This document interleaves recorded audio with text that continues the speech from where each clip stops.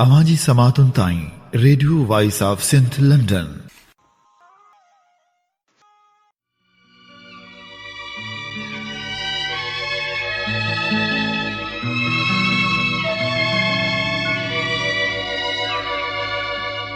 आऊं आहियां अब्दुल गफ़ार तबस्सुम।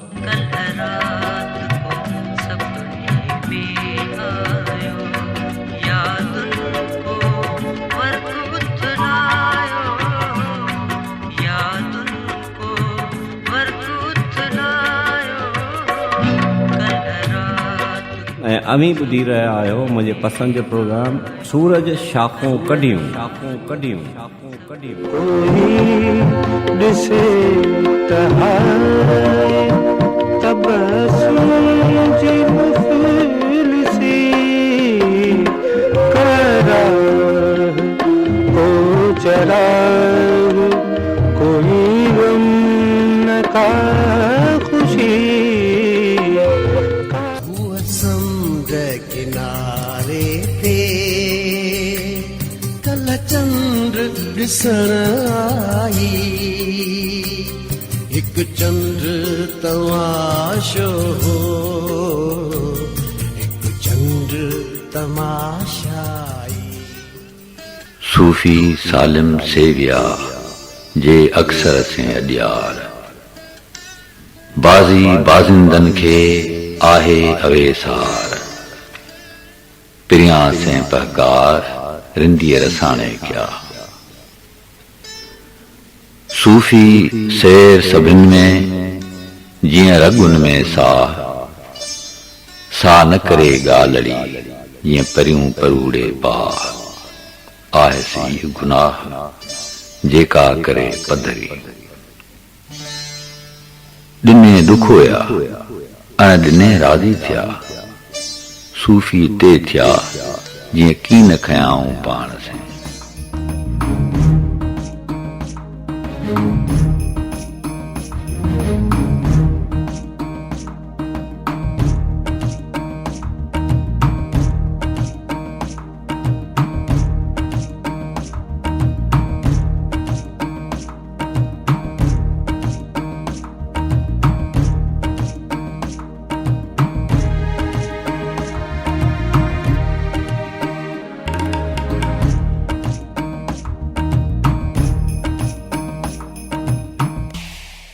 अवल अल्लाहु अलीम आला आलम जो धणी। अवल अल्लाहु अलीम आला आलम जो धणी क़ादिर पंहिंजी कुदरत सी क़ाइम आहे क़दीम वाली वाहिद वहदहू राज़िक़ रब रहीम सो साराह सचो धणी चई हमद हकीम करे पाण करीम जोड़ऊं जोड़ जहान जी। जेरो तुंहिंजो नाव बाझ ॿियो ॾियाई मङा रिय थंभे रिय थूणीअ तूं छपर तूं छांव कुॼाड़ो कहां तोखे मालूम सबकी सो ही सो हू सो अजल सो अल्लाह सो पिरी सो पसाह सो वेरी सो वाहरू उभे उभारियाम निखट सभु नी विया उभे उभारियाम निखट सभु नी विया हिकु मयो ॿियो मेंधरो राति सॼी सारियाम ॻोढ़ा ॻल ॻाढ़ियाम सूरज शाखूं कढियूं। बिस्मिल्लाहिर्रहमानिर्रहीम रहीम। धणीअ बाज़ार जे नाले सां शुरू जेको सभिनी काइनातुनि समूरनि काइनातुनि जो पालनहार आहे ख़ल्क़णहार आहे रिस्क ॾींदड़ आहे राज़िक़ आहे रज़ाक़ आहे रहमान आहे रहीम आहे असां सभिनी ते पंहिंजे ख़ासिल ख़ासि रहम ऐं करम सां पंहिंजी नवाज़िश कंदड़ आहे ऐं यकीनन उन जे नवाज़िशुनि जी कथ बि असां कोन था करे सघूं उन्हनि नवाज़िशुनि जो ॻाणेटो बि असां कोन था करे सघूं इहो असांजे लाइ मुमकिन ई न आहे। सॼी दुनिया ताईं सिंध जे आवाज़ खे पहुचाईंदड़ सिंध जे सूर खे सिंध जी सूंहं खे पहुचाईंदड़ radio voice of Sindh London ऐं radio voice of Sindh London तां प्रोग्राम सूरज शाखूं कढियूं जेको असांजो disc jockey morning breakfast show आहे जेको हफ़्ते में ॿ भेरा अव्हांजी ख़िदमत में अंगारे ऐं जुमे ते पेश थींदो आहे जंहिंजो नालो जंहिंजो उनवान जंहिंजो सरो आहे सूरज शाखूं कढियूं। उन ई प्रोग्राम सूरज शाखूं कढियूं जो सीज़न नंबर 3 मुंद 30 जो प्रोग्राम नंबर 9 साण करे आहियां अव्हांजी ख़िदमत में हाज़िर अव्हांजो मेज़बान मूंखे चवंदा आहिनि यासिर काज़ी। न मां उधमो न मां उॾको न मां जलवो न मां झाती न मां उधमो न मां उॾको न मां जलवो न मां झाती बिरह में बदगुमाननि जो न मां भाती न बाराती न मां खंजर न मां बड़छी न मां कोडर न मां काती न मां बज़मी न मां रज़मी न अधराती न जज़्बाती मुंहिंजे पारां सिकबर सलाम क़बूल पवे। तव्हां जिते बि रहो पंहिंजनि सां गॾु रहो, खिलंदा मुरकंदा महकंदा बहकंदा टहकंदा ऐं चहकंदा रहो। मुंहिंजो त वार वार थो दम दम दुआ करे, मुंहिंजो त वार वार थो दम दम दुआ करे, कोसो लगे न वाव सजण खे खुदा करे, जितने सुखन है उनमें यही है सुखन दुरुस्त, अल्लाह आबरू से रखे और तंदुरुस्त।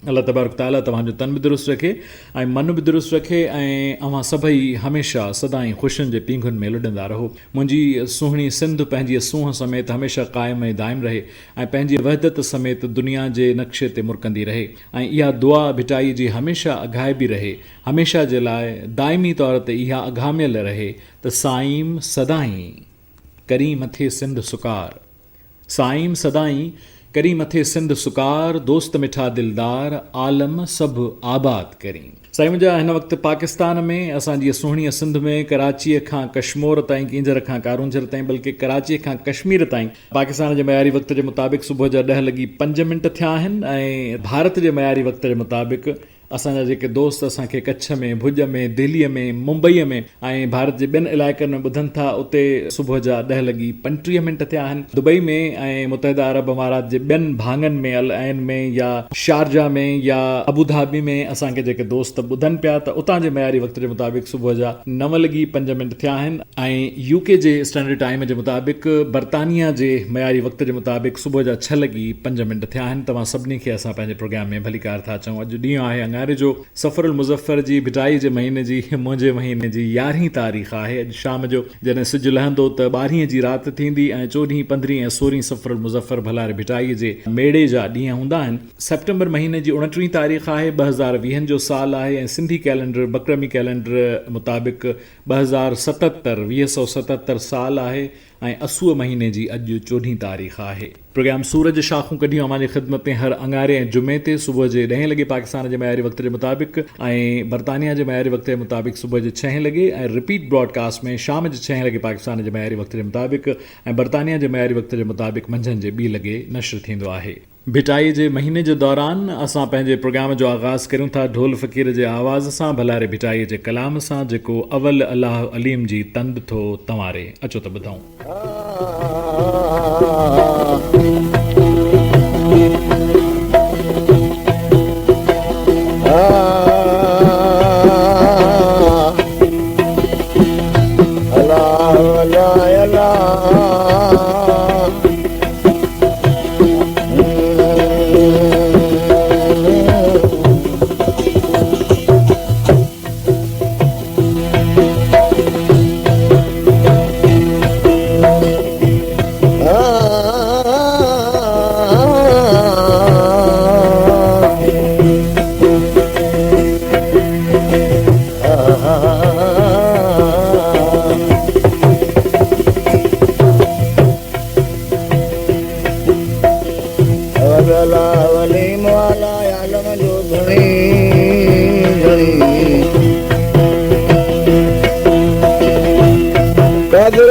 कुदरत ते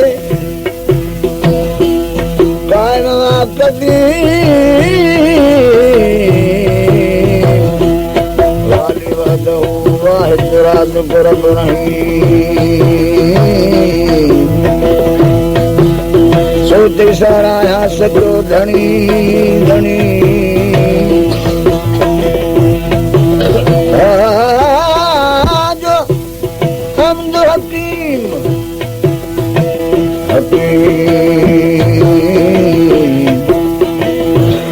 तो करे पान करीम करीम जोड़ जोड़ जहान जो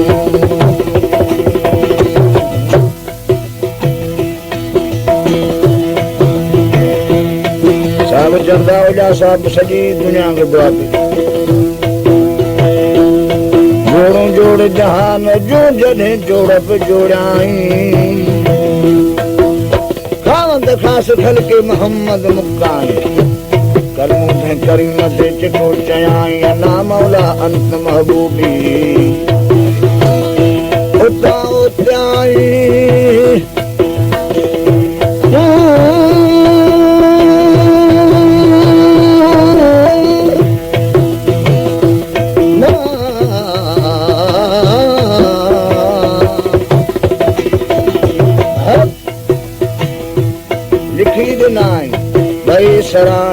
सैयद जय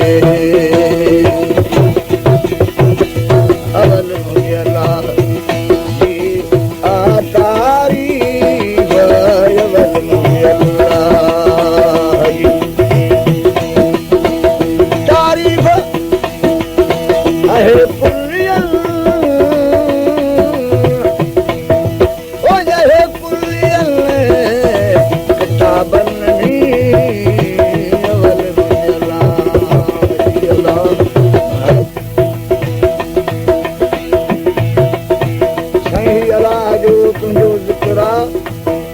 ॿुधण वारनि खे सुणण वारनि खे तमाशे वारो कमु कोन्हे को ऐं हींअर जहिड़ा वरी उहे ॻाल्हियूं वीचारियूं तमामु घणियूं वणंदियूं पर हिन ॻाल्हि जा वञी ओ भिटाई साहिब चयो त पोइ कलील ओ सर उहे से अॻियां पखी आया ॿिया जन ते लयो लातियूं क्यों से वेचारा विया ओए अजी बातूं गड़ ब्याज न की जो खणी किनू क्यों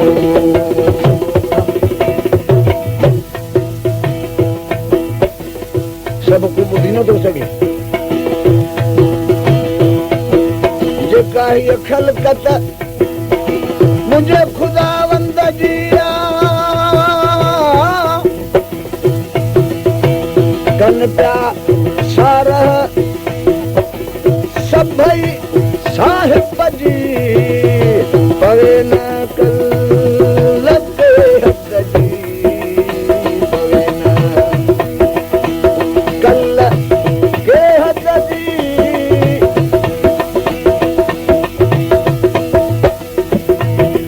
के हद जी साईं थोड़े अंबिया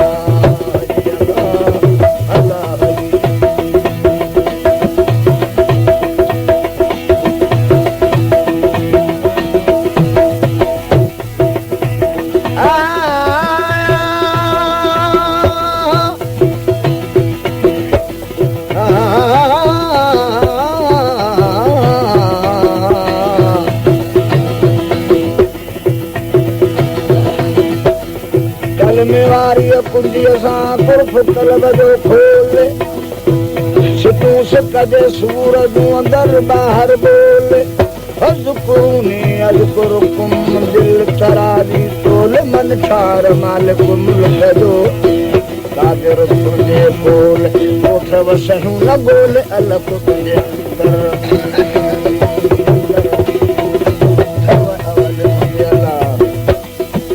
तारीफ़ साईं अवल तारीफ़ ॾिसो आहे पुलियल आहे पुलियल किताबनि जी अवल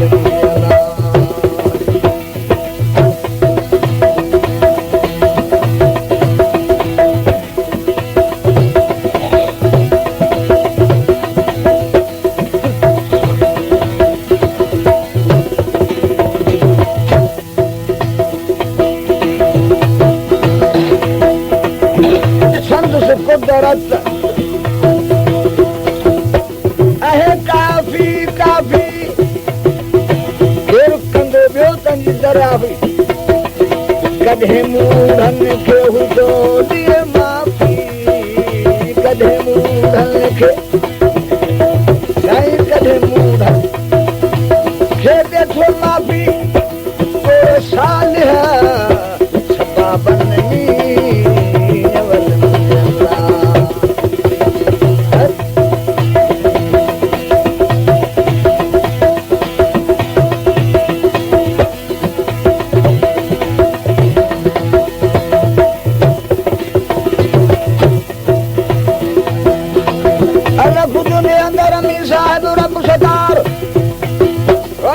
أكرب إليه من حبل الوريد أريني आज ते एतबार मन ठार मोगाई छड़े पंहिंजो होश कॾा होशियार वाहे जो तोखा वार परवर करे नथे पढ़िया कई पीर पैगंबर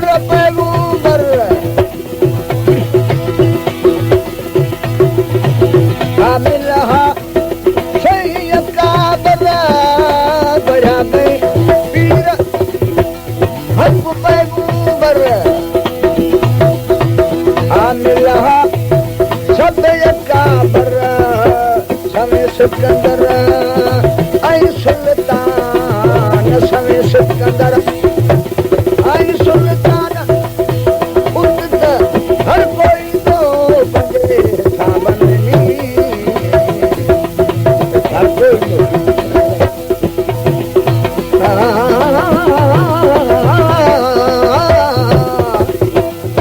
तो हिसाब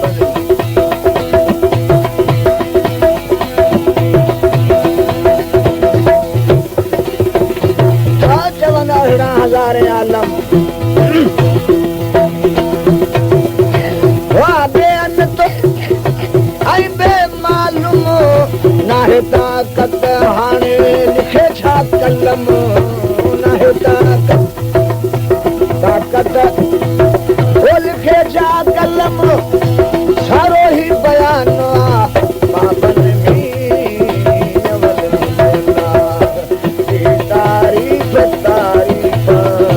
अवल तवला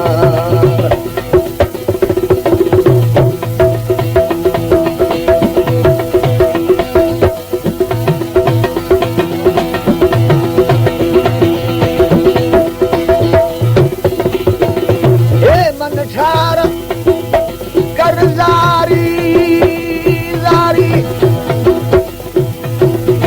चाहे तू पांद बिजी गलगारी तुझे वसना है अख्तियारी तुझे वसना अख्तियारी तुझे वसना है अख्तियारी जिंदे ख्वाब ख्वाबन भी हक अल्लाह हक महमद हक महमद हक जो नूर साईं हक जो नूर ओ हक जो नूर हरे निर्वाण रब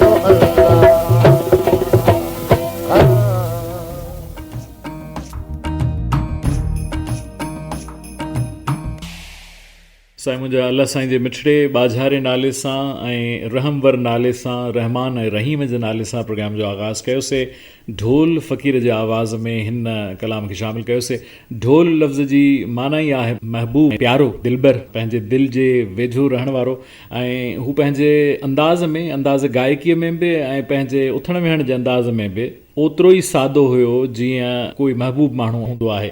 सो इहो सिंधी मौसीक़ीअ जो ढोल सिंधी लोक मौसीक़ीअ जो ढोल असांखां कॾहिं बि न विसरंदो न फ़क़ति टंडे अलहियार जंहिंसां उनजो तालुक़ु हुयो जंहिंजो हू ॼाओ हुयो यानी सिंध जे विचोले जे इलाइक़े जो हू महबूब ऐं ढोल हुयो बल्कि समूरी सिंध जो ढोल हुयो विछड़ण जे बावजूद बि असांखां न विसरियो आहे न विसरी सघे थो। प्रोग्राम आहे सूरज शाखूं कढियूं जेको radio voice of Sindh London तां असीं अव्हांजी ख़िदमत में पेश करे रहिया आहियूं। चवंदा आहिनि त यादूं इंसान जूं बहितरीन साथी हूंदियूं आहिनि ऐं कंहिं तारीख़ जी वसफ़ पुछी त हिस्ट्री चइबो छा की आहे त ॾाढी हिकिड़ी सवली ॾाढी हिकिड़ी सरबस्ती ऐं बिल्कुलु शुद्ध वसफ़ साम्हूं आई उहा इहा आई त जेको लम्हो गुज़री वियो उहो तारीख़ आहे। यानी हाणे जेको मूं प्रोग्राम जो आगाज़ कयो ऐं मूं तव्हांखे सलाम कयो ऐं मूं तव्हांखे ग्रीट कयो इहो तारीख़ बणिजी चुको हमेशह जे लाइ माज़ी बणिजी चुको। हिकिड़े लम्हे अॻु खां वठी जुगनि अॻु ताईं जी जेका ॻाल्हि आहे उहा यकीनी तौर ते तारीख़ आहे ऐं पोइ माज़ीअ में माज़ी केतिरो पुराणो आहे उन जी पुराण जो अंदाज़ो या कथ कान थी करे सघिजे। मोस्ट रिसेंट खां वठी माज़ी बैद ताईं जेका बि शइ गुज़री उहा तारीख़ आहे उहा हिस्ट्री आहे। सो यादूं बि जॾहिं इंसान सां उहे माण्हू गॾु नथा रहनि जिन माण्हुनि खां सवाइ तव्हांजी सरंदी कोन हुई जिन माण्हुनि खां सवाइ रहण जो तव्हां तसवुरु कोन था करे सघो। ज़िंदगी में खोड़सार अहिड़ा माण्हू ज़िंदगी में खोड़सार अहिड़ा जीअ खोड़सार अहिड़ा फ़र्द हूंदा आहिनि जेके तव्हां खां विछड़ी वेंदा आहिनि पर उन्हनि सां जेके तव्हां जूं यादूं हूंदियूं आहिनि से हमेशह ताज़ियूं रहंदियूं आहिनि, जाॻंदियूं आहिनि, उहे हमेशह तव्हां सां साण रहंदियूं आहिनि। ऐं यादूं सुहिणियूं हुजनि या कोझियूं हुजनि पर उहे तव्हां सां गॾु हूंदियूं आहिनि। त यादूं जॾहिं सुहिणियूं हूंदियूं आहिनि त उन्हनि खे सोचे तव्हां ख़ुशि पिया थींदा आहियो, तव्हांजी दिलि ख़ुशि पई थींदी आहे। असां चाहियूं था त तव्हां सां यादूं जेके हुजनि से ख़ुशगवार हुजनि, त जीअं तव्हां उन्हनि खे सोचो त सोचे तव्हांजे चपनि ते मुर्क अचे। मंज़ूर सखरानी अब्दुल गफ़ार तबस्सुम जे ॿोलनि खे पियो ॻाए ऐं यादुनि खे हवाउनि में ऐं फ़िज़ाउनि में महसूसु पियो करे। अचो त ॿुधो।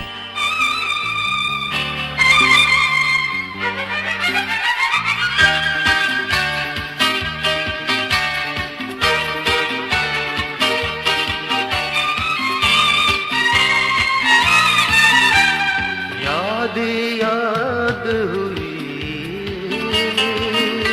हवा, याद हुई हवा, सुडका सुडका सजी फज़ान में, याद हुई हवा।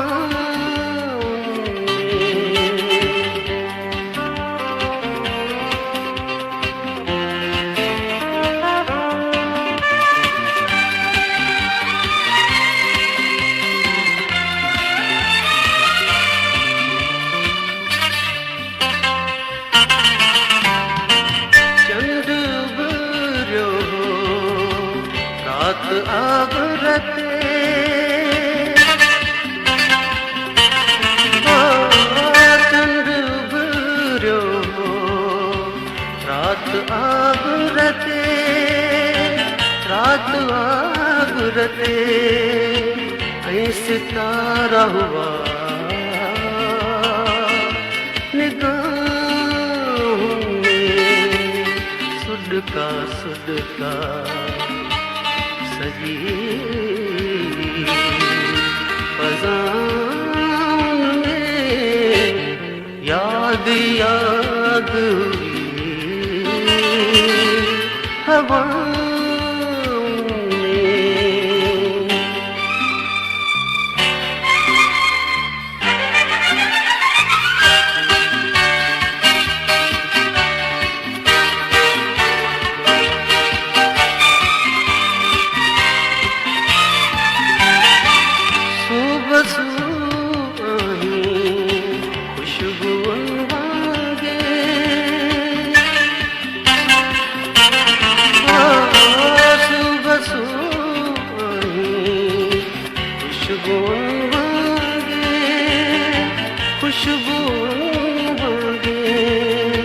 संग संग आई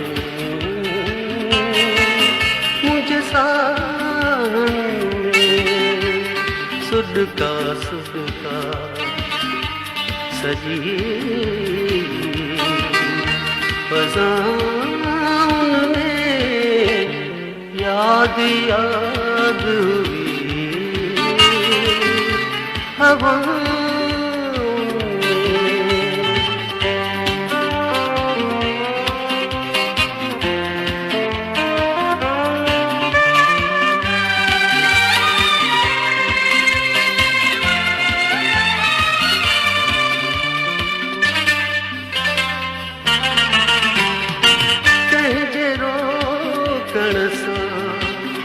रुकियो आहे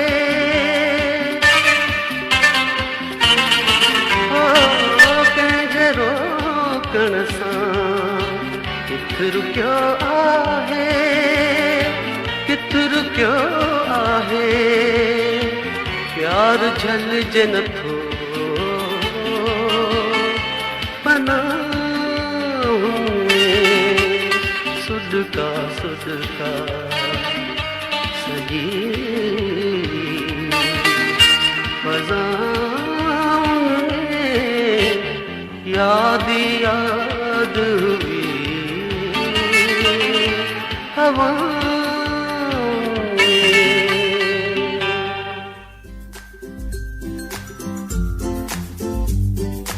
आऊं आहियां इफ़्तिख़ार सुमरो।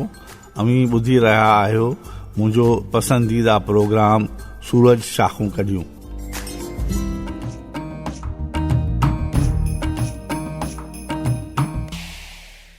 याद हुई हवाउन में मंजूर सखीराणीअ जे आवाज़ के प्रोग्राम सूरज शाखूं कढियूं में शामिल कयोसीं। प्रोग्राम सूरज शाखूं कढियूं radio voice of Sindh London तां असीं अवां जी ख़िदमत में पेश कंदा आहियूं ऐं पेश करे रहिया आहियूं। हीउ प्रोग्राम सूरज शाखूं कढियूं जीअं मूं अव्हांखे ॿुधायो त अंगारे ऐं जुमे ते हफ़्ते जा 2 ॾींहं पेश थींदो आहे। सुबुह जे 10 लॻे पाकिस्तान जे मयारी वक़्त जे मुताबिक़ ऐं सुबुह जे 6 लॻे बरतानिया जे लंडन जे मयारी वक़्त जे मुताबिक़।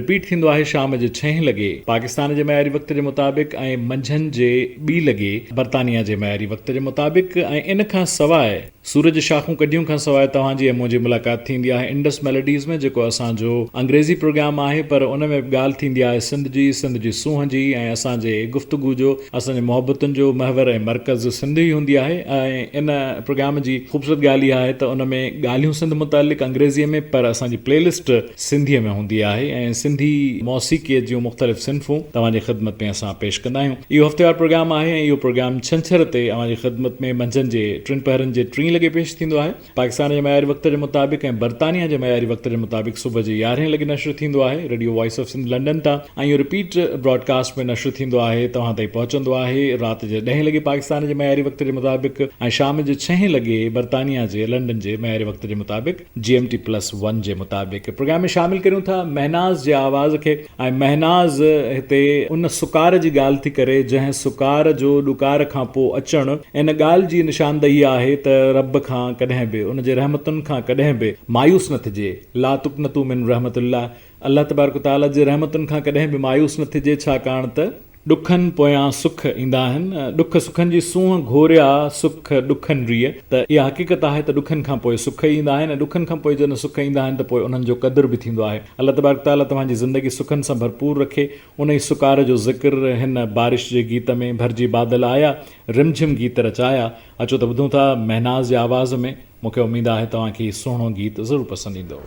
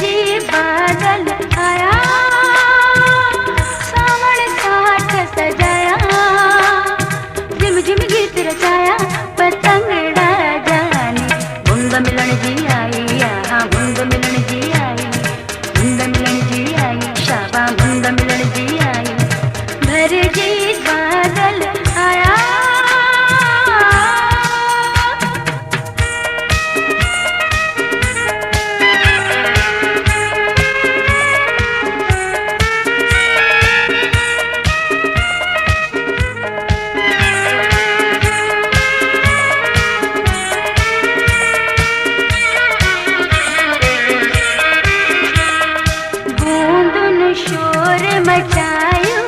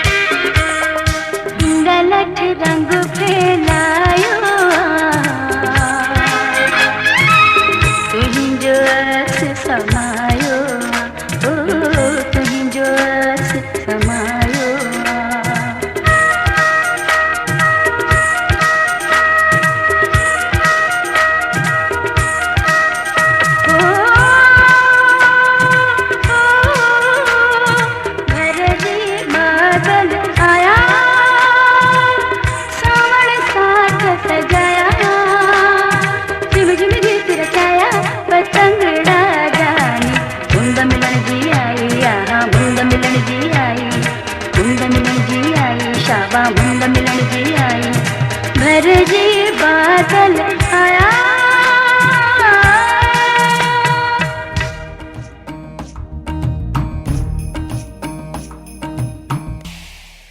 भरजी बादल आया रिमझिम गीत रचाया महनाज़ जी आवाज़ खे ॿुधी रहिया हुआसीं प्रोग्राम सूरज शाखूं कढियूं में radio voice of Sindh London तां सूरज शाखूं कढियूं program radio voice of Sindh London तां तव्हां सभिनी जे समातनि ताईं पहुचे पियो अवां सां गॾु अवां जो मेज़बान यासिर काज़ी कल्ह सूमर जो ॾींहुं हुयो ऐं कल्ह 28 सितंबर जी तारीख़ हुई 28 सितंबर जी तारीख़ नंढे खंड जी तमामु वॾी ॻाइणीअ तमामु वॾी गुलकारा लता मंगेशकर जी 91 सालगिरह जो ॾींहुं हुयो ज़िंदगी जो 91 बहारूं हुननि मुकमल कयूं त इन मौक़े ते सिंधी ॿोलीअ जी नामियारी अख़बार रोज़ानी अवामी आवाज़ में मूं जेको चौसटो लिखियो जेको भेटा जे तौर ते ट्रिब्यूट जे तौर ते लता दीदी खे पेश कयो उन में मूं छा अर्ज़ु कयो तव्हां ताईं पहुचाईंदो हलां छाकाणि त खोड़ सारा असांजा ॿुधंदड़ ज़रूरी न आहे त इहा अख़बार रोज़ानो ॾिसंदा हुजनि या पढ़ंदा हुजनि त लता मंगेशकर जी 91 सालगिरह उन कते या उन चौसटे जो उनवान हुयो जंहिंमें मूं अर्ज़ु कयो त सदा का सुरमई पंहिंजी अदा सां सदा का सुरमई पंहिंजी अदा सां समात मंझि ओते रंग रोशन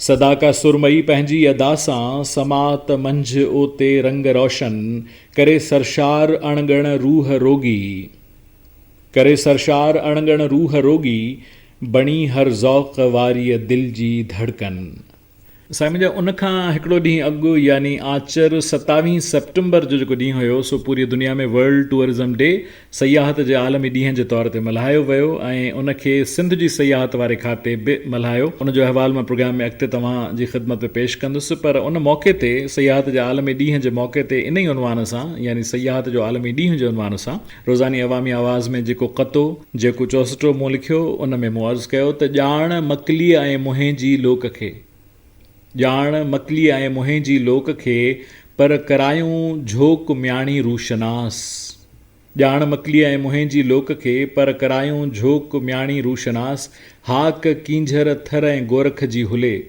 हाक कींझर थर ऐं गोरख जी हुले सूंह थे धरतीअ जो मुआश उन खां हिकु ॾींहुं अॻु यानी छंछरु 26 सितंबर जी जेका तारीख़ हुई सा पूरी दुनिया में एटमी हथियारनि खां निजात जे आलमी ॾींहं जे तौर ते मल्हाई वई इंडोर्स कई वई ऐं उन मौक़े ते रोज़ानी अवामी आवाज़ में जेके 4 सिटूं मूं लिखियूं जेको 4 सिटुनि में अर्ज़ु कयो उन में मूं गुज़ारिश कई हुई त ईजाद जे जहान खे इंसान कुश करे ईजाद जे जहान खे इंसान कुश करे दुनिया खे दुश्मननि न छॾियो ख़ौफ़ सां भरे ईजाद जे जहान खे इंसान कुश करे दुनिया खे दुश्मननि न छॾियो ख़ौफ़ सां भरे हिन जौहरी जहान में हर पेर बाहि ते हिन जौहरी जहान में हर पेर बाहि ते अहसास प्रीत माणपे ऐं अमन खां परे उन ई खां हिकिड़ो ॾींहुं अॻु यानी जुमे 25 सितंबर 2020 ते मूं जेके पाकिस्तान जा क़ौमी इदारा आहिनि क़ौमी सलामतीअ वारा इदारा आहिनि उन्हनि सां सियासतदाननि जे ख़ुफ़िया मुलाक़ातुनि जे हवाले सां जेके 4 सिटूं लिखियूं जेको चौसटो जेको क़तो अर्ज़ु कयो उनजो उनवान हुयो रिलीफ़ लाइ ख़ुफ़िया मुलाक़ातूं ऐं उन में मूं अर्ज़ु कयो त रोज़ पियो कोई मुलाक़ातूं करे रोज़ पियो कोई मुलाक़ातूं करे रोज़ थिए पियो फाश ख़ुफ़िया कीलो काल चइबो आहे रूह रिहाण खे जेका ॻुझ में ॻाल्हिड़ी कजे रोज़ पियो कोई मुलाक़ातूं करे रोज़ थिए पियो फाश ख़ुफ़िया कीलो काल पाण सारा कम निबेरनि पिया धणी पाण सारा कम निबेरनि पिया धणी आर गो PM नाले में निहाल PM यानी प्राइम मिनिस्टर असांजो वज़ीर आज़म रुगो नाले में निहाल आहे बाक़ी कम धणी पाण पिया कनि ऐं उन खां हिकु ॾींहुं अॻु में यानी ख़मीस 24 सितंबर बहरिया जो आलमी ॾींहुं मल्हायो वियो वर्ल्ड मैरीटाइम डे मल्हायो वियो जंहिं मौक़े ते मूं चौसटे में अर्ज़ु रखियो त आब 70 सैकड़ो खां वधि ज़मीन आब 70 सैकड़ो खां वधि ज़मीन जित घणो जीवत थो धरतीअ जो वसे आब 70 सैकड़ो खां वधि ज़मीन जित घणो जीवत थो धरतीअ जो वसे उनखे आ ख़ुश्कीअ धणियुनि गदिलो कयो उनखे आ ख़ुश्कीअ धणियुनि गदिलो कयो ऑक्सीजन दान थो जेको करे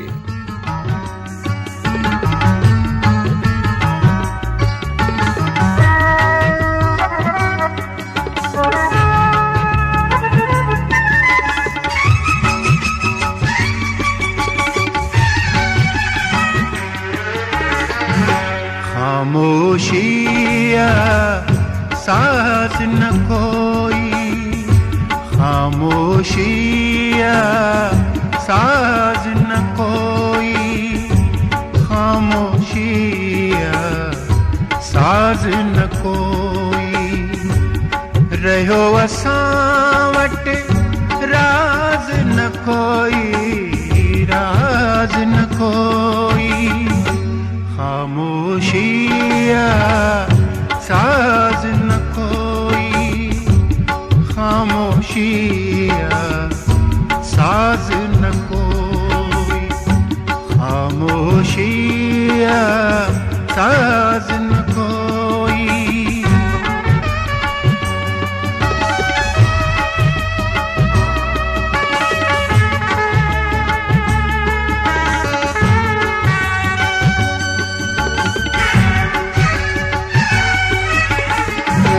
रोज घूमे मुझे भर में पर, रोज घूमे मुझे भर में पर, रोज घूमे मुझे भर में पर, रोज घूमे मुझे भर में पर, दई सघां आवाज न कोई, आवाज न कोई, खामोशिया साज न कोई, खामोशिया साज न कोई, खामोशिया साज न कोई।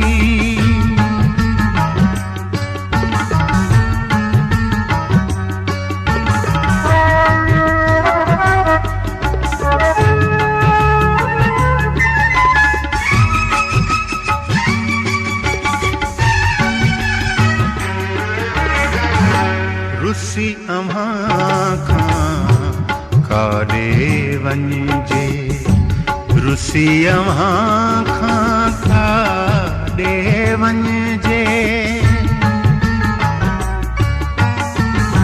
रुसी अव्हां खां काॾे वञिजे, रुसी अव्हां खां काॾे वञिजे, जाना थो परवाज़ न कोई, परवाज़ न कोई, खामोशिया साज न कोई, खामोशिया साज न कोई, खामोशिया साज न कोई।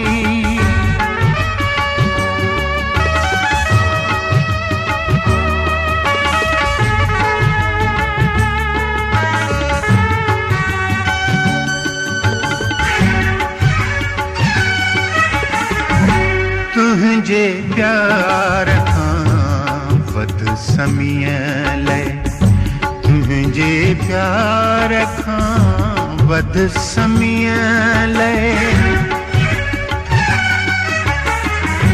तुझे प्यार खां वध समियल, तुझे प्यार खां वध समियल, दुनिया में एजाज न कोई, एजाज न कोई, खामोशिया साज न कोई, खामोशिया साज न कोई, खामोशिया साज न कोई, रहो असां वटि राज न कोई, राज न कोई, खामोशिया साज न कोई, खामोशिया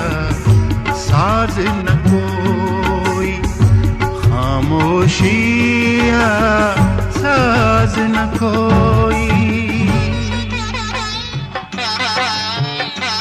आऊं आहियां हमीदा खून ऐं अवी ॿुधी रहिया आहियो सिंध जी सूंह प्रोग्राम सूरज शाखूं कढियूं, सूरज शाखूं कढियूं। हर घिटी हर जाए तू रोशनी फैलाए तू, हर घिटी हर जाए तू रोशनी फैलाए तू, जिंदगी में रंग भर सूह सा सहकार कर, प्यार जो इजहार कर, जिंदगी या मुख्तसर, जिंदगी या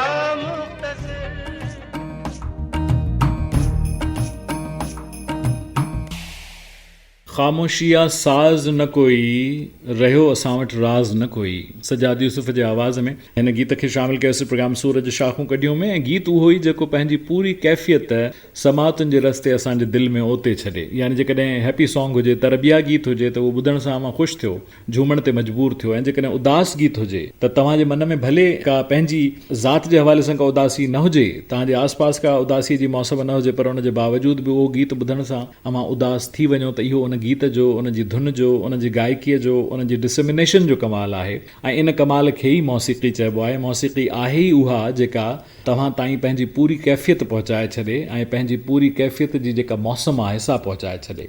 साईं मुंहिंजा 27 सेप्टेम्बर सयाहत जो आलमी ॾींहुं मल्हायो वियो। जीअं मूं अर्ज़ु कयो, कतो अव्हांजी ख़िदमत पेश कयो त उन ॾींहं ते मूं जेको अर्ज़ु कयो हुयो सो तव्हां ताईं पहुचायोसीं। जॾहिं असां सयाहत जे हवाले सां गुफ़्तगू करियूं था त सयाहत हिकिड़ो अहिड़ो वॾो ट्रेड आहे पूरी दुनिया में, जंहिं रस्ते अणगणी दौलत पूरी दुनिया कमाए थी। ट्रैवल ऐं टूरिज़म पूरी दुनिया जी हिकिड़ी वॾी इंडस्ट्री बणिजी चुकी आहे। खोड़ सारा मुल्क अहिड़ा आहिनि जिन मुल्कनि जो दारोमदार ई टूरिज़म ते आहे। असां पंहिंजे आसपास ॾिसूं था साउथ एशिया में त मालदीव्स हिकिड़ो अहिड़ो मुल्क आहे जिते रुगो पाणी पाणी आहे ऐं उतां जी जेका हुकूमत आहे उहा फ़क़ति ऐं फ़क़ति उन जी जेको GDP जो घणो तणो मदार आहे सो सयाहत ते आहे। उन नमूने सां असांजे आसपास जे मुल्कनि में, मिडल ईस्ट में असां ॾिसूं था त दुबई हिकिड़ो एॾो वॾो मर्कज़ आहे जेको पूरी दुनिया खे हाणे अट्रैक्ट करे पियो। दुनिया जा खोड़ सारा मुल्क सयाहत मंझां अलाए केतिरो कमाइनि पिया। ऐं असां वटि असां जॾहिं ॾिसूं था त उन्हनि मुल्कनि ते हिकिड़ियूं मसनूई या आर्टिफिशियल सयाहत जूं अट्रैक्शन्स पैदा कयूं आहिनि जिन रस्ते हू पूरी दुनिया जे सयाहनि खे अट्रैक्ट कनि था। पर असां वटि ठहियल ठुकियल हिकिड़ियूं अहिड़ियूं सयाहत जूं अट्रैक्शन्स मौजूदु आहिनि जिन खे रुगो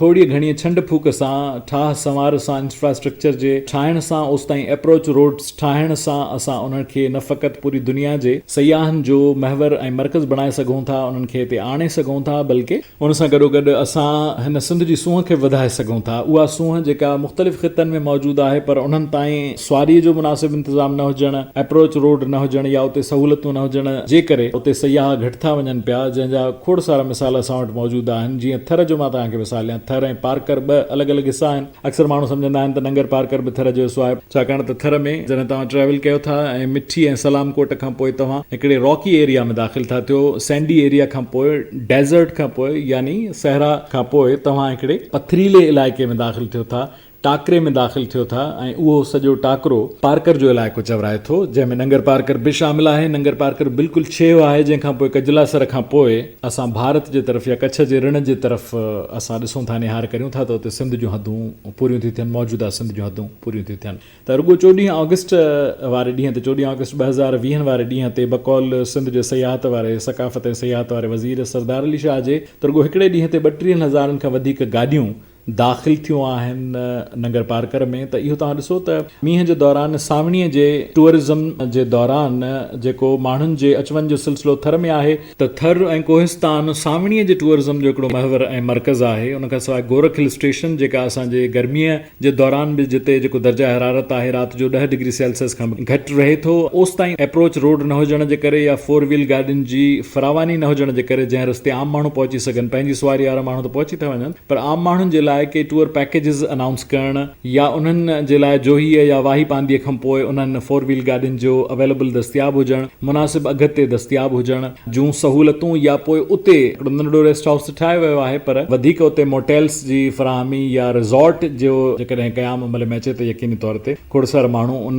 ताईं बि पहुची सघनि था। रनीकोट जिते हाणे हिकिड़ो नंढिड़ो रिज़ॉर्ट ठहियल आहे, उते वधीक डेवलपमेंट जी ज़रूरत आहे। त असां वटि अणगणिया हिकिड़ा आर्कियोलॉजिकल साइट्स आहिनि या घुमण जूं जायूं आहिनि ढंढूं आहिनि उन्हनि ताईं जेकॾहिं इन डेवलपमेंट खे पहुचायो वञे, वधायो वञे त सिंध जो टूरिज़म यकीनी तौर ते तरक़ी करे सघे थो ऐं असांखे असांजी धरतीअ खे घणो कुझु कमाए ॾेई सघे थो। मीर अब्दुल रसूल मीर मरहूम जे ॿोलनि खे शामिल करियूं था अनवर हुसैन विस्टड़े जे आवाज़ में सूरज शाखूं कढियूं में।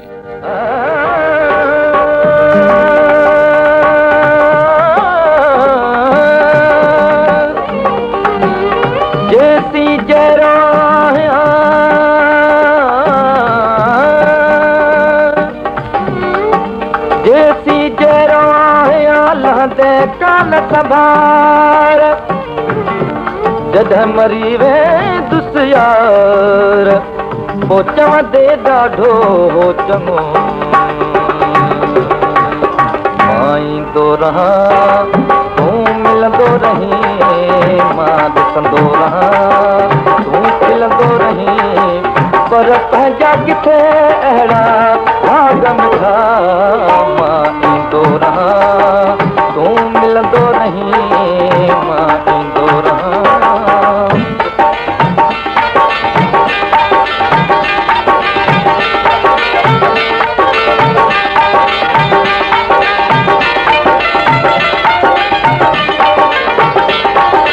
मन तोखे कयो दूर मिठा, मां तोखां रहां कीअं दूर मिठा, मन तोखे कयो दूर मिठा, मां तोखां रहां कीअं दूर मिठा, सभु सूरतियूं कापूर मिठा, सभु सूरतियूं कापूर मिठा, जे साथ ॾिए तूं मारे लॻा मां ईंदो रहां तूं मिलंदो रहीं, मां ॾिसंदो रहां तूं खिलंदो रहीं, पर पंहिंजा किथे भाग मिठा मां ईंदो रहां तूं मिलंदो रहीं, मां ईंदो रहां।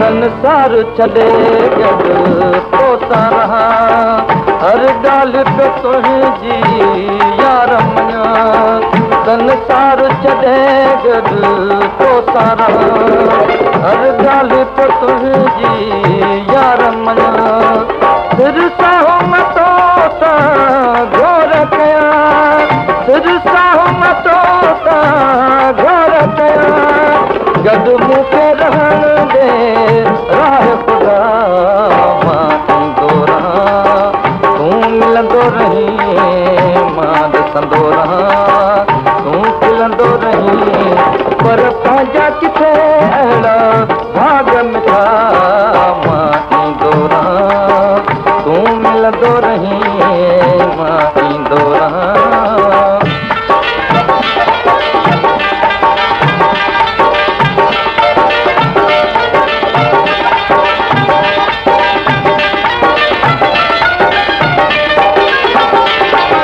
तुंहिंजी फुरकत में ज़ख़्म फुटी, हिन दिल जी आँख तार टुटी, तुंहिंजी फुरकत में ज़ख़्म फुटी, हिन दिल जी आँख तार टुटी, सव सूरन खां पियो मीर छुटी, सव सूरन खां पियो मीर छुटी, तुंहिंजे दीदुन पीर फ़क़ीर पुठा मां ईंदो रहां तूं मिलंदो रहीं, मां ॾिसंदो रहां तूं खिलंदो रहीं, पर पंहिंजा किथे अहिड़ा भाग मिठा मां ईंदो रहां।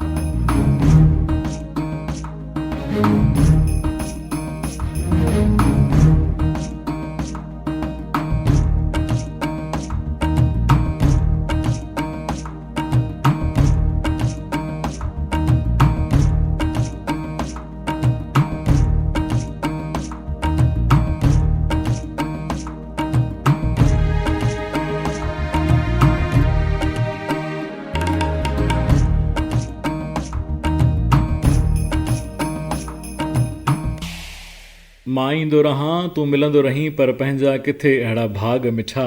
अनवर हुसैन विसड़े खे शामिल कयोसीं। मीर अब्दुल रसूल मीर असांखे वेझड़ाईअ में विछड़ियल असांजो शाइर आहे जेको काफ़ी कलाम जी शाइरी जे हवाले सां मशहूरु शाइर रहियो। नवाबशाह में ॼाओ, नवाबशाह में ई हिन फ़ानी जहान मंझां लाॾाणो करे वियो।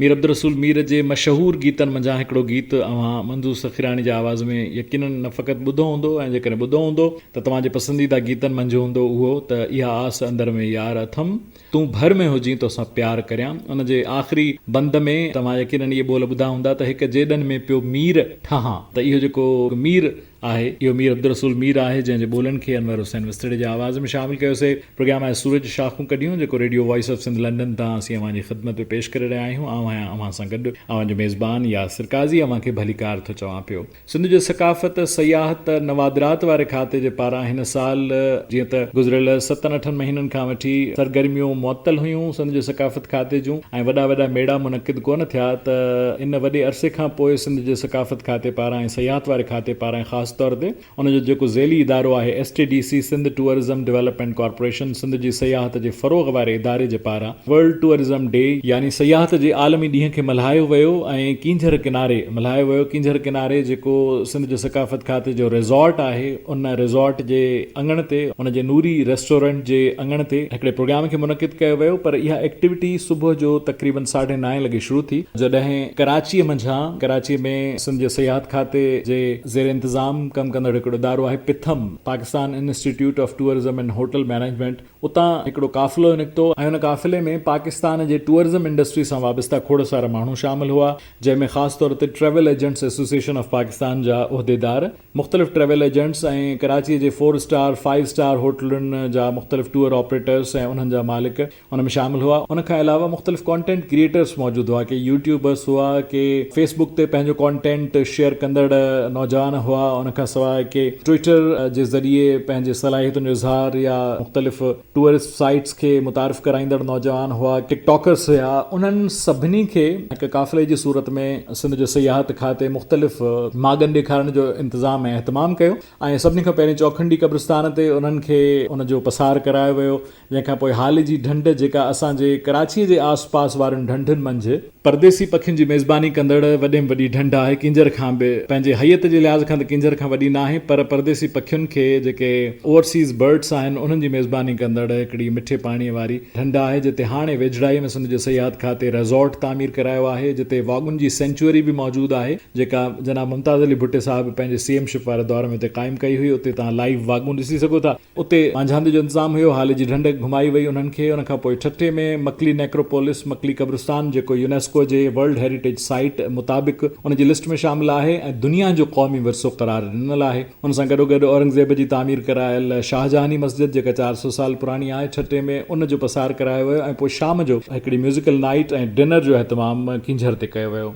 उहा जेका शाम मुनक़िद थी उन में न फ़क़ति सेक्रेटरी कल्चर अकबर लगारीअ सेक्रेटरी कल्चर ऐं टूरिज़म हिकिड़ी ब्रीफिंग ॾिनी, जंहिंमें जेको टूरिज़म पोटेंशियल इन सिंध आहे उन जो जाइज़ो वरितो ऐं जेके टूरिस्ट पॉइंट्स आहिनि उन्हनि जे बारे में ॿुधायो। बल्कि उन सां गॾोगॾु मान वारे वज़ीर सैयद सरदार अली शाह साहिब इन अज़म जो इज़हार बि कयो त असां सभिनी खे इन्वॉल्व करे पब्लिक प्राइवेट पार्टनरशिप सां सिंध जी सयाहत खे वधाइणु चाहियूं था ऐं उन में तव्हां सभई जेको किरदारु अदा करणु घुरो था त असां उन ॾिस में तव्हांजो सहकार करणु चाहियूं था। ऐं मुख़्तलिफ़ नुमाइंदनि मुख़्तलिफ़ टूर ऑपरेटर्स ऐं टूरिज़म इंडस्ट्री सां वाबस्ता मुख़्तलिफ़ माण्हुनि ऐं मुख़्तलिफ़ कॉन्टेंट क्रिएटर्स बि पंहिंजनि ख़्यालनि जो इज़हार कयो। ॾाढी हिकिड़ी लाभाइती शाम हुई, लाभाइतो ॾींहुं हुयो ऐं मूंखे उमेदु आहे त उन जा असांखे पॉज़िटिव नतीजा वेझे मुस्तक़बिल में ज़रूरु मिलंदा। काला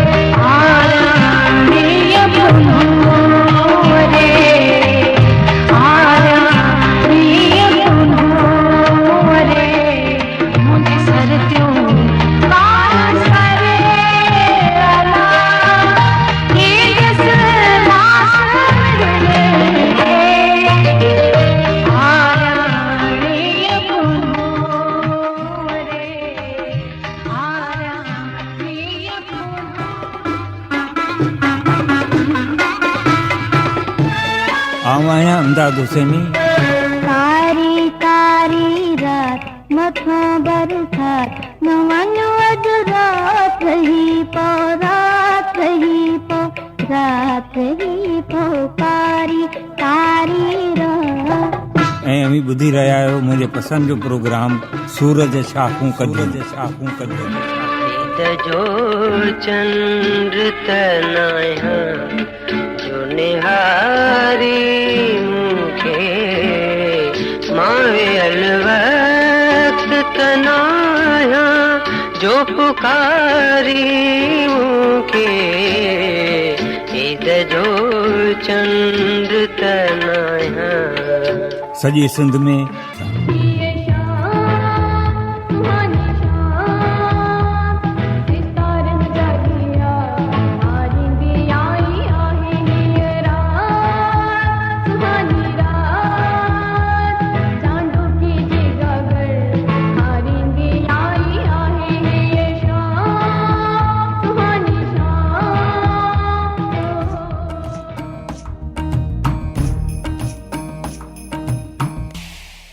आर्याणीअ पुन्हूअरीअ मुंहिंजी सरतियूं कान सरे ॾींदसि मास मिरुनि खे। हज़रत शाह लतीफ़ भिटाई जो लाखिणे लतीफ़ जो कलाम शामिल कयोसीं महर सीमिया जे आवाज़ में। प्रोग्राम सूरज शाखूं कढियूं radio voice of Sindh London तां असीं अव्हांजी ख़िदमत में पेश करे रहिया आहियूं। ऐं हिन साल भलारे भिटाई जो जेको उर्स मुबारक आहे सिंध हुकूमत उनखे सरकारी सतह ते न मल्हाइण जो इरादो कयो आहे, छाकाणि त कोरोना वायरस जो जेको सिलसिलो आहे सो अञा ताईं मुकमल तौर ते वाइंड अप कोन्हे थियो। तंहिंजे करे मेड़ाकनि खां इज्तनाब कंदे मेड़ाकनि खां वऊं वेंदे सिंध हुकूमत इहो ऐलान कयो आहे त हिन भेरे सरकारी तक़रीबात के बि मुनक़िद कोन थींदियूं। उन सां गॾोगॾु ज़ाहिर जॾहिं सिंध हुकूमत इन हवाले सां ग्रीन सिग्नल कोन्हे ॾिनो त उनजो मतिलबु इहो आहे त सिंध जो सकाफ़त खाते जूं समूरियूं सरगर्मियूं जंहिंमें लतीफ़ी राग रिहाण 3 रातियूं मुनक़िद थींदी आहे उहा मुनक़िद कान थींदी, अदबी कॉन्फ्रेंस बि मुनक़िद कान थींदी। उन सां गॾोगॾु जेके खाधे पीते जा स्टॉल्स या मुख़्तलिफ़ स्टॉल्स लॻंदा आहिनि उहे मुनक़िद कोन थींदा, मलाखड़ जा मुक़ाबला बि मुनक़िद कोन थींदा।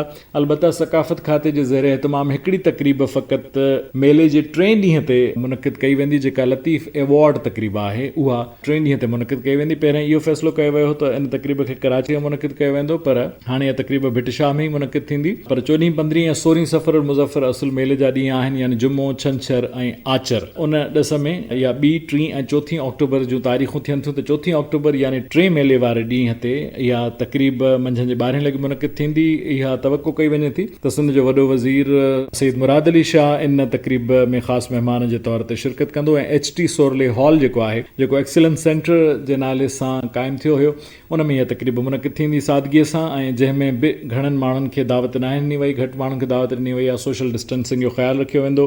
उन्हनि खे कार्ड ते लिखियो वियो आहे त मास्क पाए ज़रूरु ईंदा। त इहा हिकिड़ी सादगीअ सां तक़रीब मुनक़िद थींदी। त भलारे भिटाई जो मेलो हिन साल मुनक़िद कोन थींदो। अलबत्ता असां पंहिंजे जुमे ऐं छंछर वारा प्रोग्राम यानी सूरज शाखूं कढियूं जुमे वारो ऐं इंडस मेलोडीज़ जेको छंछर जो प्रोग्राम आहे, उन्हनि प्रोग्रामनि खे ख़ासि तौर ते भलारे भिटाई जे मेड़े जी मुनासिबत सां तरतीब ॾेई तव्हां ताईं पहुचाईंदासूं, छाकाणि त जुमे जे ॾींहुं मेड़े जो पहिरियों ॾींहुं हूंदो ऐं छंछर जो ॾींहुं मेड़े जो ॿियो ॾींहुं हूंदो। त इन ॾिस में असां ख़ासि प्रोग्राम पेश करे भलारे भिटाई खे ट्रिब्यूट ज़रूरु पेश कंदासूं। ज़ुल्फ़कार सियाल जी शाइरी शामिल करियूं था मेहदी हसन जे आवाज़ में सूरज शाखूं कढियूं।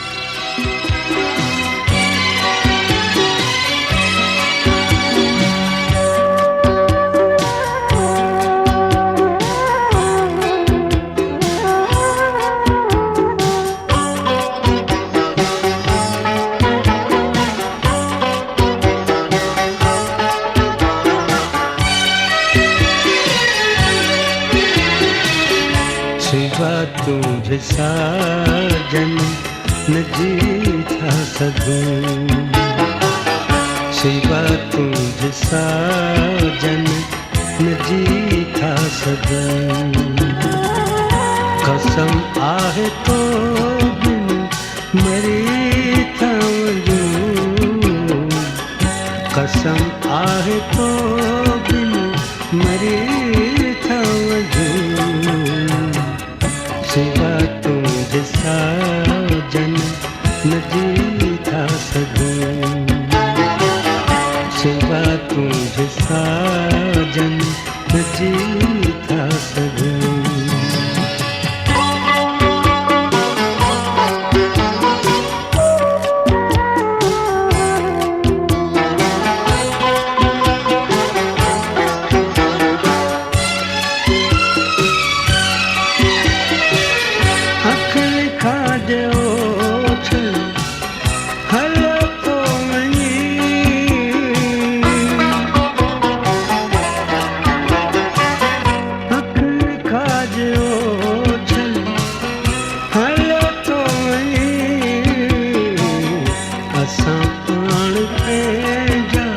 न पंहिंजा लॻूं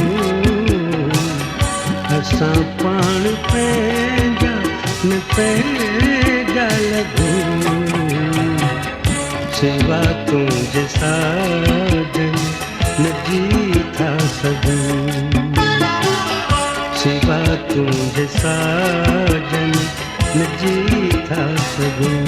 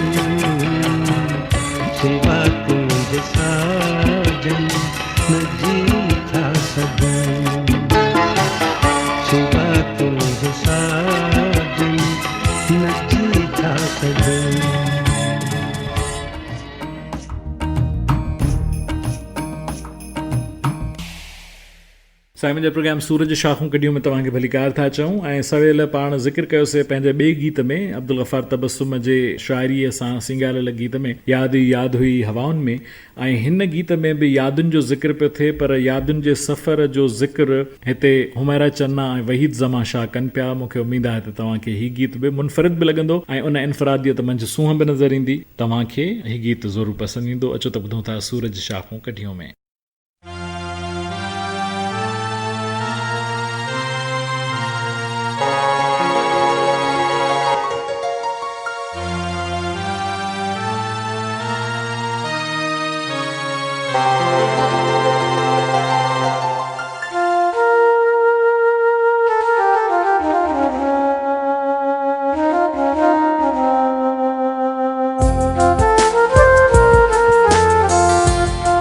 oh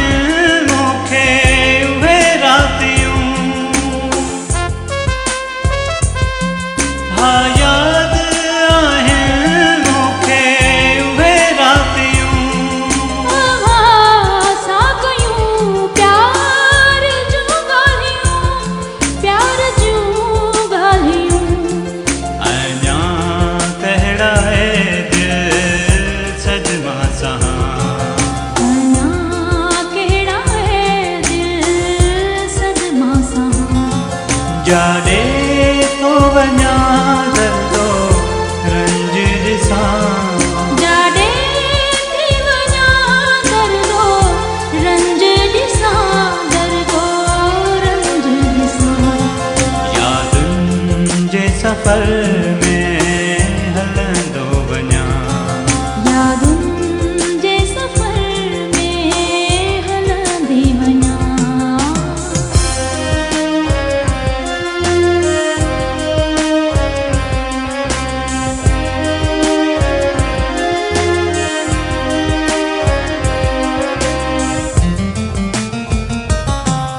अचो हिकिड़ो भेरो असां सां मिलो, अचो हिकिड़ो भेरो असां सां मिलो।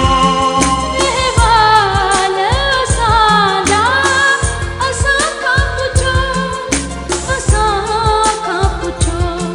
सुबुह शाम मां तो लय विसामियो बरां, सुबुह शाम मां तोले विसामियो बरां। जाॾे तो वञा दर्दो रंज ॾिसां, जाॾे थी वञा दर्दो रंज ॾिसां, दर्दो रंज ॾिसां। यादुनि जे सफ़र में हलंदो वञा, यादुनि जे सफ़र में हलंदो वञा।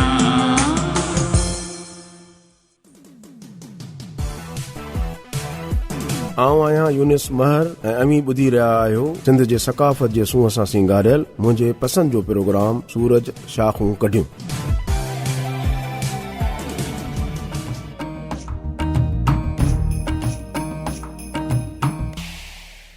प्रोग्राम सूरज शाखूं कढियूं radio voice of Sindh London तां असीं अव्हांजी ख़िदमत में पेश करे रहिया आहियूं। मां आहियां अव्हां सां गॾु अव्हांजो मेज़बान यासिर काज़ी। साईं मुंहिंजो सिंधी ॿोली हिन दुनिया जे हिन प्लैनेट जे क़दीम तरीन ॿोलियुनि मंझां हिकिड़ी ॿोली आहे। यानी चयो वञे थो त टे ॿोलियूं अहिड़ियूं आहिनि, हिकिड़ी माया ॿोली जेका माइयनि कल्चर सां ताल्लुक़ रखे थी, उन तहज़ीब सां ताल्लुक़ रखे थी। यादि रहे त माया तहज़ीब जेका आहे उन मंझां वरी दुनिया जे ॿियनि तहज़ीबुनि जनम वरितो। चीनी तहज़ीब, उन चीनी तहज़ीब मंझां जनम वठंदड़ ॿोलियूं जिन मंझां मुख्य ॿोली चाइनीज़ ॿोली आहे ऐं असांजी इंडस स्क्रिप्ट असांजी जेका सिंधी ॿोली आहे, इहे दुनिया जे क़दीम तरीन ॿोलियुनि मंझि शुमार थियनि थियूं। इहो बि यादि रहे त सिंध ते मुख़्तलिफ़ क़ौमूं क़ाबिज़ रहियूं, अरब हिते क़ाबिज़ रहिया, अंग्रेज़ हिते हुकूमत कई, साइंसदे नमूने सां त फ़क़ति हिकिड़ी सदी, पर जेकॾहिं असां ईस्ट इंडिया कंपनीअ जो दौरानियो काउंट कंदासीं त 15वीं सदीअ खां वठी 15वीं सदी ईस्वीअ खां वठी हुननि जी हुकूमत रही आहे। त खोड़ सारा लफ़्ज़ फ़क़ति अरबीअ में जेका सूम इस्तेमालु थिए थी, सिंधीअ जी थूम खे सूम थो चयो वञे, उन्हनि इहो लफ़्ज़ हितां न खयों, बल्कि तव्हां ॾिसंदव त अंग्रेज़ीअ जो बेटर बि असांजे बहितर जो लफ़्ज़ आहे। जॾहिं असां सिंधीअ में माउ चऊं था त उहो मॉम या मदर जेका आहे उहो किथां निकितो आहे। असां सिंधीअ में अपार चऊं था ऐं इंग्लिश में जेकॾहिं एट पार चयो वञे थो, त इहो लफ़्ज़नि जो सफ़र कीअं आहे, इन खे सम्झण सां ॾाढी दिलचस्प क़िस्म जी हिकिड़ी ब्रेन स्टॉर्मिंग थिए थी ऐं ज़हन क़बूल करे थो उन्हनि साइंसी सबबनि खे जंहिं तहत ॿोली पंहिंजो सफ़र करे थी। कोयल पांजी कुआ में तू झीणो झीणो गा, कोयल पांजी कुआ में तू झीणो झीणो गा। मसे त दिल जो दर्द सुतो आ, मसे त दिल जो दर्द सुतो आ, तंहिंखे की न जॻह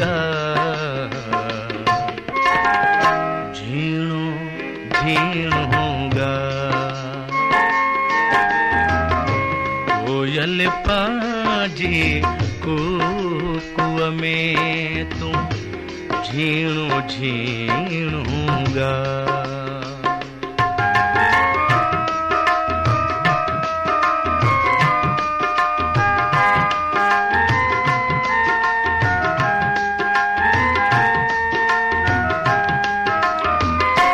प्यार कयोसी पागल थियासी, सियाणप वई विसरी सियाणप वई विसरी सियाणप वई विसरी रुञ पुठियां था डोरियूं वेठा रुञ पुठियां था डोरियूं वेठा उन उझान न ला झीणो झीणूंगा कोयल पाजी कुकुअ में तू झीणो झीणूंगा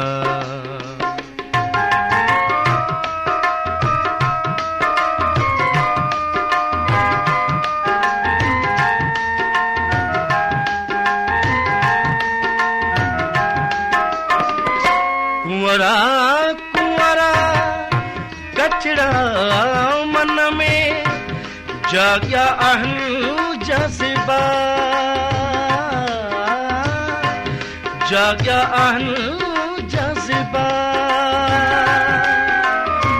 जाग्या आहिनि जज़्बा मोट परे खां प्यारा हाणे मोट परे खां प्यारा हाणे आस जी आस पुॼा झीणो झीणूंगा कोयल पाजी कुकुअ में तू झीणो झीणूंगा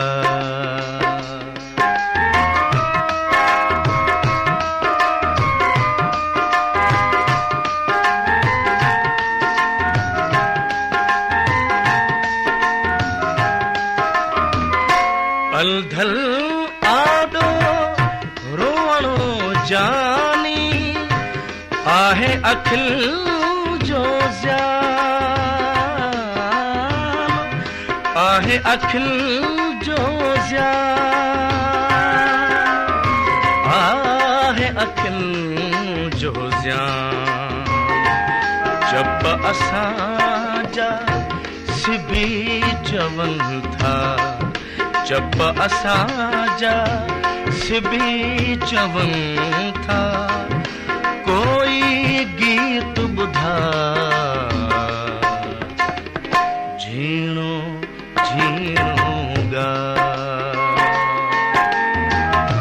कोयल पाजी कुकुअ में तू झीणो झीणूंगा मसे त दिल जो दर्द सुतो आ मसे त दिल जो दर्द सुतो आ तंहिंखे की न जॻह झीणो झीणूंगा कोयल पाजी कुकुअ में तू झीणो झीणूंगा झीणो झीणूंगा झीणो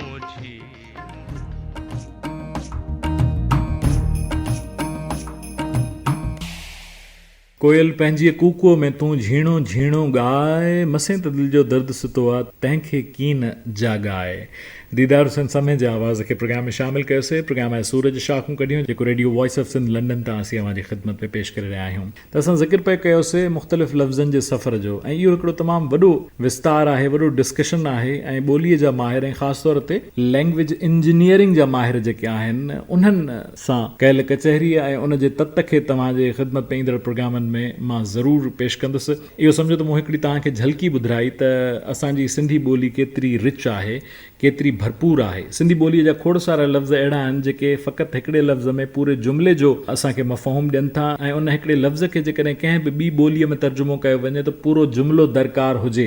मिसाल तौर ते मां हिकिड़ो लफ़्ज़ ॾियां त खणराईंदो मांव, खणराईंदो मांव, पुॼराईंदो मांव, फलाणी शइ तव्हां ताईं पुॼराईंदो मांव। इनखे तव्हां कंहिं बि ॿोलीअ में तर्जुमो करियो, अंग्रेज़ीअ में तर्जुमो कयो त उहो पूरो जुमिलो उन हिकिड़े लफ़्ज़ जे तर्जुमे जे लाइ दरकार आहे। I will make it possible to make फला thing reach to your doorsteps। हिकिड़ो पूरो तव्हांखे जुमिलो दरकार आहे। मैं फला चीज़ आप तक पहुंचाने के लिए अपनी कोशिशें बरूएकार लाऊंगा, पूरो जुमिलो तव्हांखे दरकार आहे। ऐं असां हिकिड़े जुमिले में इहो इज़हार बि थिए थो त इहो फर्स्ट पर्सन थो ॻाल्हाए, सेकंड पर्सन थो ॻाल्हाए या थर्ड पर्सन थो ॻाल्हाए, ऐं उहो ज़मीर मुतकल्लिम आहे या कहिड़ो ज़मीर आहे, ऐं उहो ज़मान कहिड़ो आहे। तव्हां ॾिसो त केॾी रिच ॿोली आहे। मूंखे लैंग्वेज इंजीनियरिंग जे हवाले सां सिंध में हिकिड़ो नओं इदारो क़ाइमु थी चुको आहे, Majid Burgari institute of language engineering, ऐं उहो माजिद बुरगड़ी साहब जेको सिंधी कंप्यूटिंग जो बानी आहे, जंहिंसां मुंहिंजी तफ़सीली ॻाल्हि ॿोल बि थियल आहे, जेका यूट्यूब ते मौजूदु आहे। KTN जे लाइ 2 हिसनि में मूं उन्हनि खां तफ़सीली इंटरव्यू कयो आहे। ऐं तव्हां जेकॾहिं माजिद बुरगड़ी साहब खे नथा सुञाणो त तव्हां सिंधी कंप्यूटर ज़रूरु इस्तेमालु कंदा हूंदव। उन में मुख़्तलिफ़ फ़ॉन्ट्स जा नाला MB जे नाले सां आहिनि, MB लतीफ़ी, MB भिटाई सतार। त इहो जेको MB आहे इहो माजिद बुरगड़ी आहे, लाड़काणे ॼाओ असांजो सिंधी कंप्यूटिंग जो बानी, जेको हाणे मुस्तक़िल तौर ते अमेरिका में क़यामी आहे। त उन MB उन माजिद बुरगड़ी साहब जे नाले पुठियां इहो इंस्टीट्यूट क़ाइमु थियो आहे, जिते लैंग्वेज इंजीनियर्स हाणे सिंधी ॿोलीअ जी इंजीनियरिंग उन जी जेका बनावट आहे उन जे हवाले सां कमु कनि पिया, OCR ते कमु कनि पिया। हिकिड़ो तमामु वॾो सिंधी ॿोलीअ ते कमु थिए पियो, ऐं मूंखे उमेदु आहे त ईंदड़ 5 सालनि 10 सालनि में सिंधी ॿोली हूअं ई उन जी कंप्यूटर में हिकिड़ी तमामु वॾी जाइ आहे, पर असां उनखे हिकिड़ी अञा बि तमामु वॾी हिकिड़ी वसी जाइ ॾियारण में कामयाबु रहंदासूं। ऐं जेका हिकिड़ी वॾी पॉज़िटिव थिंग आहे, असां वटि ट्रेजिडी इहा आहे जो जेके बुरियूं ख़बरूं आहिनि उहे त ख़बरुनि जो या हेडलाइंस जो हिसो बणजनि थियूं, पर पॉज़िटिव ख़बरूं हेडलाइंस जो हिसो नथियूं बणजनि। सहाफ़त में चयो वेंदो आहे त good news is not a news, bed news is a news. त असां हिन प्रोग्राम जे हवाले सां न फ़क़ति सिंध जे सूरनि जो ज़िक्र कंदासूं, बल्कि सिंध जी सोभ जो ज़िक्र बि कंदासूं। सिंध अवरचाई सां जेके जेके मंज़िलूं तय करे पई उन्हनि जो ज़िक्र बि कंदासूं। ईंदड़ प्रोग्रामनि में ज़रूरु उन बारे में गुफ़्तगू थींदी। अयाज़ अली खां ॿुधूं था हिन ख़ूबसूरत गीत खे।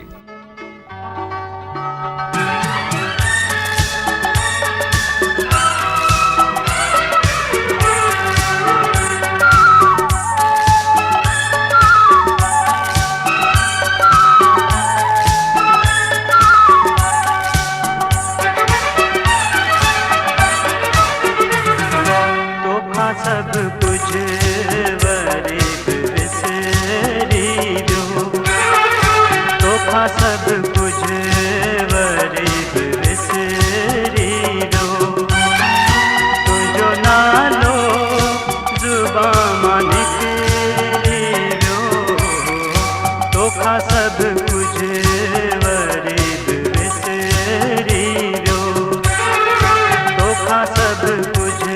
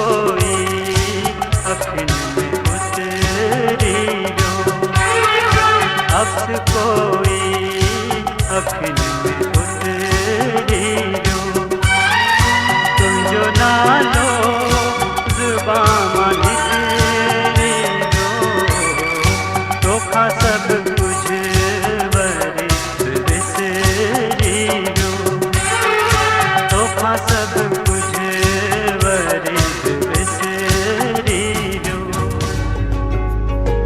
मां आहियां महताब अकबर राशिदी ऐं अवी ॿुधी रहिया आहियो मुंहिंजे पसंदि जो प्रोग्राम सूरज शाखूं कढियूं सॼी सिंध में।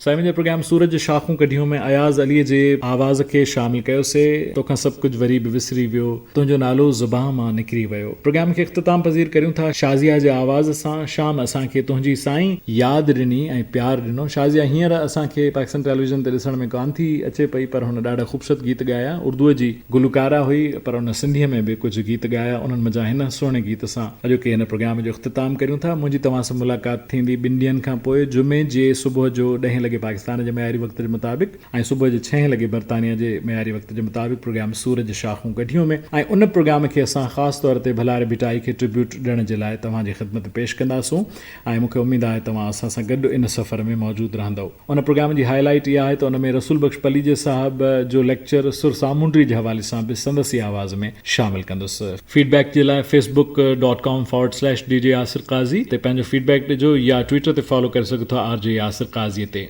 अॼोके प्रोग्राम सां गॾु तव्हांजो मेज़बानी यासिर काज़ी तव्हां खां इजाज़त घुरे थो। दिलियूं गॾु जुदाई कॾहिं बि न आहे, सदाईं गॾु जेॾां पेर तेॾां ख़ैर।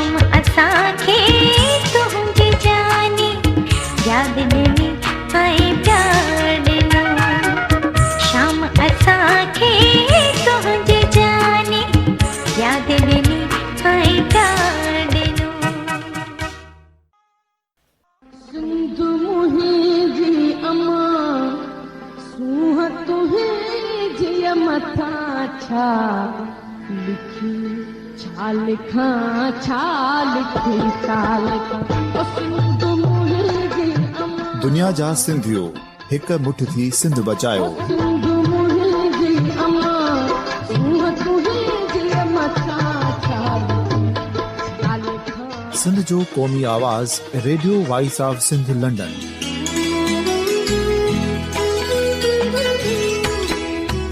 Radio voice of Sindh London पंहिंजी नशरियात में सिंध जी सियासत, समाज, इक़्तिसादियात, तारीख़, क़ौमी उमंगुनि ऐं अख़लाक़ियात मुतलिक़ सिंध जी हक़ीक़ी तर्जुमानी कंदे प्रोग्रामनि खे असराइतो बणाइण लाइ सिंध जे घण घुरनि ऐं धरतीअ सां प्यार कंदड़ अदीबनि, दानिशवरनि, सहाफ़ियुनि, उस्तादनि, वकीलनि ऐं हर तबिके जे मानवारनि सजणनि खे सिंध में शऊरी इनकलाब लाइ सहकार जो सॾु ॾियूं था।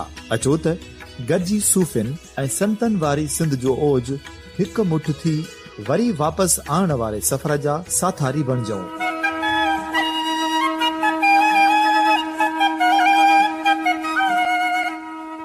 हिकु नए सुबुह जी शुरूआत जो पड़ाॾो घर घर, ॻोठ ॻोठ ऐं शहर शहर ताईं पहुचायो। शाल सिंध आबाद ऐं ख़ुशहाल थिए, सिंधी माण्हू सुखियो ऐं सताबो थिए।